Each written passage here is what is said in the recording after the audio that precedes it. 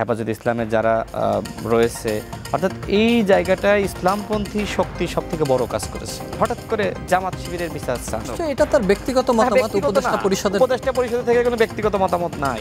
আমরা জানি যে তাদের প্রয়োজনে তারা মানুষকে ডাকে, আর প্রয়োজন মানে যখন ফুরিয়ে যায় মাহফুজ আলমের মধ্যে পোস্ট করে। উপদেষ্টা পরিষদ রিফাইন্ড আওয়ামী লীগের সাথে জড়িত, সাবের মান্নানদের দিয়ে এরা নতুন আওয়ামী লীগ খুলতে চেয়েছিল। এরা কেন এই খসড়া বিধান থেকে সংগঠন হিসেবে আওয়ামী লীগের বিচার এটা বাদ দিয়ে দিয়েছিল? কোন বিদেশিদের পরামর্শে, কোন এম্বাসির পরামর্শে?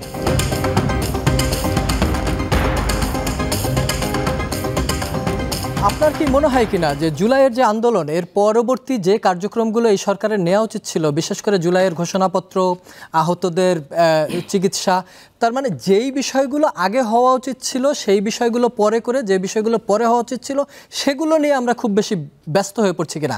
ইভেন গতকালকে এই ঘোষণা আসার পরেও আজকেও শাহবাগে যারা আহত ছিল তারা কিন্তু তাদের কর্মসূচি পালন করেছে। কি বলবেন এই সব বিষয়গুলো নিয়ে? ধন্যবাদ। তার আগে শাহিন ভাইয়ের কিছু কথার উত্তর দিই। তিনি বলেছেন যে এনসিপির নেতৃত্বে আন্দোলন। দেখেন, এনসিপির নেতৃত্বে আন্দোলন না, সেটা কিন্তু আমরা দেখেছি এটি নিয়ে বেশ বিতর্ক হয়েছে। এনসিপির কিছু কিছু নেতা এটি যখন ফেসবুকে লিখেছে বা এনসিপির পেজ থেকে, তখন কিন্তু বিভিন্ন অ্যাক্টিভিস্ট গ্রুপ তারা কিন্তু প্রতিবাদ জানিয়েছে। তারপরে কিন্তু মানে আমরা দেখলাম যে ফেসিবাদ বিরোধী জাতীয় ঐক্য নাম দিয়ে আন্দোলনের বিষয়টা আসলো। দেখেন, এক্ষেত্রে এই আন্দোলনের সবথেকে বড় ভূমিকা রেখেছে জামাত, শিবির, ইসলামী আন্দোলন বাংলাদেশ, খেলাফত মজলিস, হেফাজতে ইসলামের যারা রয়েছে, অর্থাৎ এই জায়গাটায় ইসলামপন্থী শক্তি সবথেকে বড় কাজ করেছে। এটি তো সত্য। হ্যাঁ, সেখানে দুই একটি মধ্যপন্থী দল গিয়েছে, এটিও সত্য। এনসিপি ছিল, সেটিও সত্য।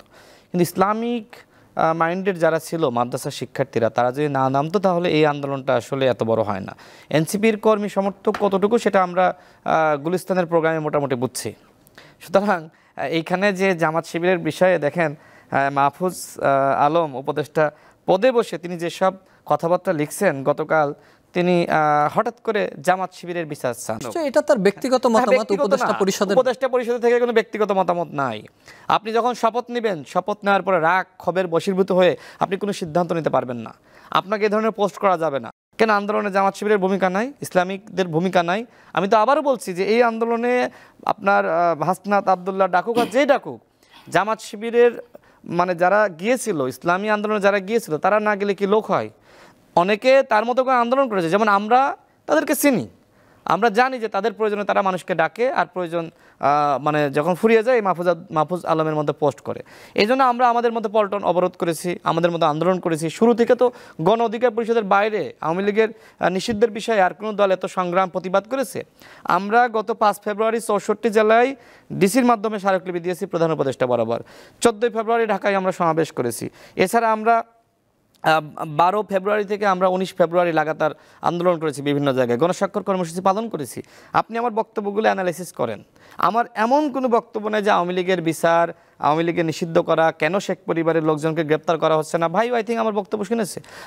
আমি প্রত্যেকটা দিন যতগুলো কথা বলি আওয়ামী লীগের এই শাস্তির বিষয়ে কথা বলি। তবে এই কথা বলি, আওয়ামী লীগের নিরীহ যারা সমর্থক রয়েছে, কর্মী রয়েছে, তাদের সাথে জুলুম করা যাবে না। কিন্তু অন্যায় করেছে এই উপদেষ্টা পরিষদের অনেকে আওয়ামী লীগের দামি এমপিদের জামিন করিয়েছে। আমি নিজে অনেকগুলো বক্তব্য বলেছি, সরকারও জানে, প্রত্যেকটা গোয়েন্দা সংস্থা জানে। এমনকি এই উপদেষ্টা পরিষদ রিফাইন্ড আওয়ামী লীগের সাথে জড়িত, সাবের মান্নানদের দিয়ে এরা নতুন আওয়ামী লীগ খুলতে চেয়েছিল। তার মানে আপনি কোথায় আওয়ামী লীগের ধ্বংস কীভাবে করবেন? আপনি উপদেষ্টা পরিষদই টাকা পয়সা খেয়ে আওয়ামী লীগকে প্যাট্রোনাইজ করতেছে।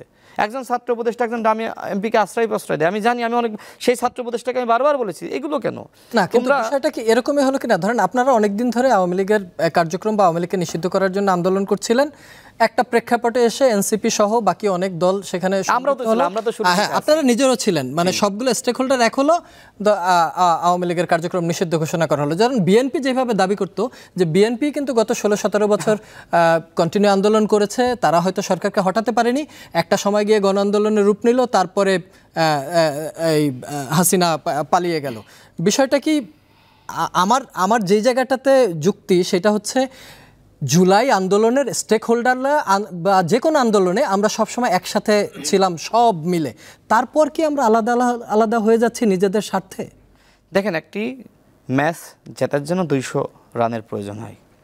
এখন একজন শেষের দিকে এসে একটি ছক্কা মেরে দিল, ম্যাচটা আমরা জিতে ফেললাম। তার মানে কি ওই পুরো ম্যাচের কৃতিত্ব তার? না, পুরো ম্যাচের কৃতিত্ব তার না, কিন্তু ছক্কা মারার কৃতিত্ব তো তাকে দিতে হবে। তার একটা গুরুত্বপূর্ণ ভূমিকা আছে। একদমই ঠিক এই যে সামনে থেকে যারা যে ছাত্র জনতা এসে নেতৃত্ব দিল, আমরা তো তাদেরকে ওয়েলকাম জানিয়েছি, সাধুবাদ জানিয়েছি। বেশিরভাগ নেতা তো আপনার পার্টির। হ্যাঁ ছিল, একসময় আমাদের সাথে একসাথে রাজনীতি করেছি। আমার প্রশ্ন হলো, বিএনপি বলেন, জামাত বলেন, শিবির বলেন, গণ অধিকার পরিষদ বলেন, তাদের নেতৃত্ব নিয়ে প্রশ্ন তুলেছে। কিন্তু একের পর এক যখন আপনি মানে জিয়াউর রহমানকে লুটেরা বলেন, জামাতকে আপনি যখন আপনি ভারতের এক্সটেনশন বলেন, যখন গণ অধিকার পরিষদকে নিয়ে উল্টাপাল্টা বলেন, কেন বলেন? কি কারণ? কোনো দরকার ছিল? এই ছাত্রদেরকে মানুষ আবাবিল পাখির ন্যায় শ্রদ্ধা ভক্তি করা শুরু করেছিল, যে এরা আবাবিল পাখির ন্যায় উড়ে এসে এই দেশটাকে হাসিনার জুলুম থেকে রক্ষা করেছে।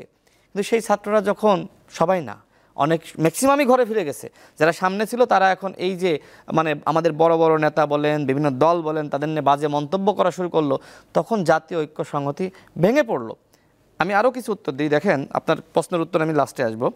ভাই যদি বললেন যে আসলে আন্তর্জাতিক অপরাধ ট্রাইব্যুনালের কথা, এই উপদেষ্টা পরিষদের প্রত্যেকটা উপদেষ্টা এনসিপির নেতাদের মনোনীত, আমি জানি, প্রত্যেকে জানে, কারণ কাদের কাদের দিচ্ছে, বিভিন্ন জনের সাথে কথা হয়েছে, তো ওই খসড়া তালিকা আমাদের কাছে এসেছিল, আমরা জানি প্রত্যেকে এনসিপির মনোনীত, একজনই এনসিপির মনোনীতর বাইরে না। চ্যালেঞ্জ করে বলতেছি আপনার এই টকশোতে। তার মানে কি? তার মানে এই যে উপদেষ্টা পরিষদের বৈঠকে তারা আন্তর্জাতিক অপরাধ ট্রাইব্যুনালের যে খসড়া সংগঠন হিসেবে বিচার করতে হবে, যেটা আইন মন্ত্রণালয় করেছিল, সেইটা কেন উপদেষ্টা পরিষদের বৈঠক থেকে বাদ হলো? বাদ করার সাথে কারা কারা জড়িত ছিল? সেখানে সেই মিটিংয়ে মাহফুজ, নাহিদ, আসিফ প্রত্যেকে ছিল। এখন যেভাবে তারা চাপ সৃষ্টি করতেছে আন্দোলন বা আমাদের প্রতিবাদের মুখে, তখন কেন তারা সেটি করেনি? যদি ওই সময় এই বিধানটা থাকতো তাহলে তো এত আন্দোলন হয় না। 2 দিন পর যমুনা ঘেরাও, সচিবালয় ঘেরাও, এটা কি ভালো? এই সরকারের বিরুদ্ধে আন্দোলন হচ্ছে, এটা কি ভালো? এই সরকার তো আমাদের সরকার, এই সরকারের বিরুদ্ধে আমরা আন্দোলন করলে তো মানুষ মনে করে পাতানো আন্দোলন করতেছে, দুঃখ লাগে। এই জন্য আমি এই কথাগুলো বলতেছি। তার মানে এই যে উপদেষ্টা পরিষদ, এরা এর জন্য দায়ী। এরা কেন এই খসড়া বিধান থেকে সংগঠন হিসেবে আওয়ামী লীগের বিচার এটা বাদ দিয়ে দিয়েছিল? কোন বিদেশিদের পরামর্শে, কোন অ্যাম্বাসির পরামর্শে, কারা কারা সাথে জড়িত? তদন্ত করেন, এটা তো তদন্ত করতে হবে। আপনি তো আওয়ামী লীগকে নিষিদ্ধ করেছেন, ওয়েলকাম, মানে আওয়ামী লীগকে না, আওয়ামী লীগের সাংগঠনিক কার্যক্রম, কিন্তু এই যে ক্যাসাল একটা লাগাইলেন, একটা ঝামেলা সৃষ্টি করলেন, এই ঝামেলার কি বিচার হইতে হবে না? সংগঠন হিসেবে আওয়ামী লীগের বিচার হইতে হলে এদেরও বিচার হইতে হবে, আওয়ামী লীগের প্রেতাত্মা উপদেষ্টা পরিষদে যে যে আছে। এরা কেন এই ক্যাসালটা লাগাইলো? সর্বপ্রথম যখন শপথ নিল, শপথ নেওয়ার পরে 1 নম্বর কাজ ছিল আওয়ামী লীগের সাংগঠনিক কার্যক্রম নিষিদ্ধ করা, সেটি কেন করেননি? আর আপনি প্রশ্ন করলেন যে আহতরা এখন তারা শাহবাগ অবরোধ করেছে। দেখেন, আহত নামধারী একটি গ্রুপ রয়েছে, আমাদের গণ অধিকার পরিষদের সিনিয়র সহসভাপতি ফারুক হাসান, শহীদ মিনারে তার উপর হামলা হয়েছিল, সেই সন্ত্রাসী আহত লীগ নামধারী শরীফ এবং হিল্লোলের নেতৃত্বে, আপনি তো নিশ্চয়ই জানেন সাংবাদিক হিসেবে, যারা হামলার নেতৃত্ব দিয়েছিল যে গ্রুপটা, পরবর্তীতে আমরা দেখেছি জাতীয় চক্ষু বিজ্ঞান ইনস্টিটিউটে তারা ফুটবল খেলতেছে। এই আহত লোক হাসপাতাল দখল করে রেখেছে, একটি গ্রুপ অফ পিপুল এদেরকে হাসপাতালে রেখেছে। যখন নির্বাচনের দাবি আসবে তখন তোমরা মাঠে নেমে যাবা, একের পর এক তাদেরকে। এবং এদের জামিন করিয়েছে কি জানেন? সার্জিস নিজে জামিন করিয়েছে যখন ফারুক হাসান মামলা দিয়েছিল। এটা নেমে অসংখ্যবার কথা বলেছি। এখন আবার এদের নেতৃত্ব দিচ্ছে এই যে শাহবাগ অবরোধ করেছে, কারা জানেন? অবরোধ করেছে এই যে শরীফ, হিল্লোল যারা ছিল ওদের নেতৃত্বে শাহবাগ অবরোধ হয়েছে। আমি একটু আগে পুলিশকে বললাম যে ভাই কারা অবরোধ করছে, খোঁজখবর নেন। আহতরা যারা প্রকৃত আহত তারা আমাদের কাছে রত্ন, কিন্তু আহত নামধারী একটি স্বার্থান্বেষী গ্রুপ এই যে রাস্তাঘাট অবরোধ করে নিজেদের আপনার জিম্মি করছে জনগণকে। আমার কাছে ভিডিও আমি আমার ফেসবুকে পোস্ট করেছি। এরা কি করছে জানেন? এরা মানুষকে মারতেছে লাঠি দিয়ে, রড দিয়ে, যারা বাইক নিয়ে যাচ্ছে এদেরকে ধরে ধরে পিটাচ্ছে। সেই ভিডিও আমি প্রমাণ সহ পোস্ট করেছি। তাহলে এই আহতরা রাস্তা অবরোধ করছে কার পরামর্শে, কি উদ্দেশ্যে?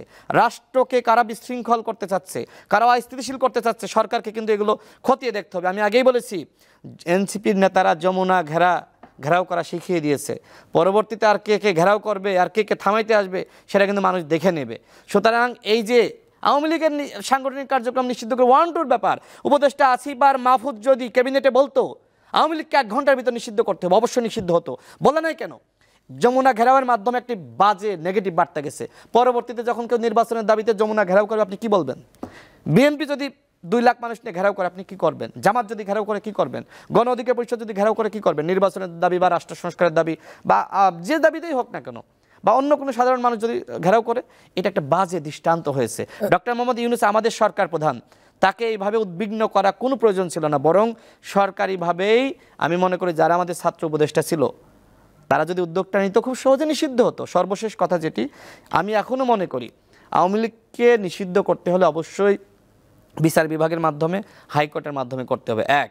দ্বিতীয়ত জাতীয় ঐক্য সংহতি। কারণ কি, আমরা ঐক্যবদ্ধ যখন হয়েছে, হাসিনার পতন হয়েছে, জামাত, বিএনপি, গণ অধিকার পরিষদ, এনসিপি বলেন, এখন তো নতুন নাম, এই সবাই মিলে যখন এক হয়েছে আওয়ামী লীগের পতন হয়েছে, তো সবাই মিলে এক হয়ে কি আমরা স্বাক্ষর দিতে পারতাম না যে আওয়ামী লীগকে নিষিদ্ধ করো? সেটা আন্তর্জাতিক মহলের কাছে আরো বেশি গ্রহণযোগ্য হইতো না? আমার প্রশ্ন গ্রহণযোগ্যতা নিয়ে।